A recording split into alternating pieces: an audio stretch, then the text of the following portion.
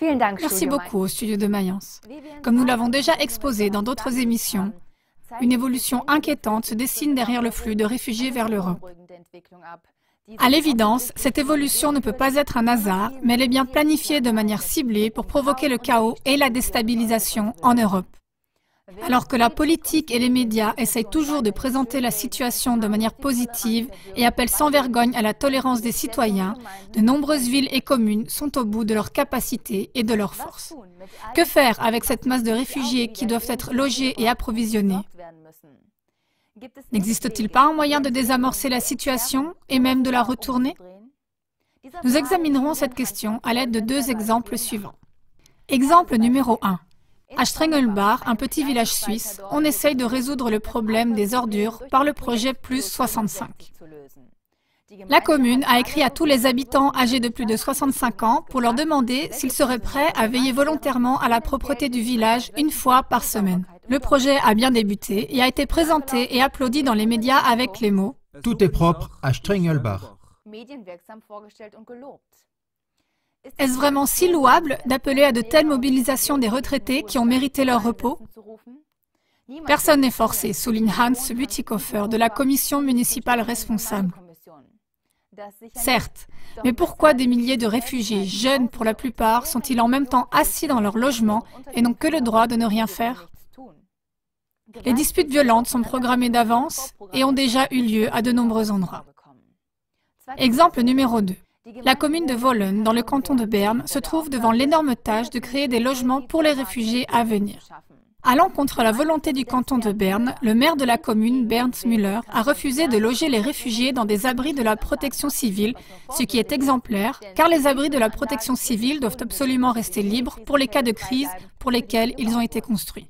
C'est pourquoi Wohlen va aménager des logements en conteneurs pour les réfugiés. Le rédacteur de SRF1, Samuel Bourri, rapporte. Le maire de la commune, Bernd Müller, se tient à côté de grands entrepôts et étend les bras sur le terrain de gravier qui est mesuré, creusé et pour lesquels l'autorisation a été demandée. Donc les conditions préalables sont bonnes. Les containers doivent être installés avant la fin de l'année. Il y aura donc aussi du travail à faire ici. Par contre, les conditions préalables sont complètement différentes de celles de notre premier exemple. Il s'agit de mesures obligatoires et d'une grosse somme d'argent du contribuable qui doit être dépensée pour résoudre le problème. Ici aussi, la question se pose, pourquoi ne laisse-t-on pas d'autre choix aux demandeurs d'asile que de rester assis sans rien faire au lieu d'avoir le droit d'aider lors de la construction, justement par exemple, de logements pour les réfugiés? Ces logements laisseraient une valeur durable après le retour des réfugiés chez eux, au lieu d'être un trou dans les finances. La nature de l'homme s'avère être constituée de la sorte. Il a besoin d'une tâche et désire aussi être utile. Un proverbe célèbre résume cela admirablement. L'oisiveté est mère de tous les vices. Selon un site sur les proverbes, cela veut dire que ne rien faire est ressenti comme une attitude négative parce qu'on ne participe pas activement à la vie et qu'on ne fournit rien par soi-même. C'est une des raisons pour lesquelles on rapporte de manière récurrente des conflits violents et des agressions entre les réfugiés. Les décideurs dans les villes et les communes devraient réfléchir à cela, car il existe, à côté des deux exemples cités, de nombreuses autres possibilités d'aide participative dans les communes où sont logés les réfugiés.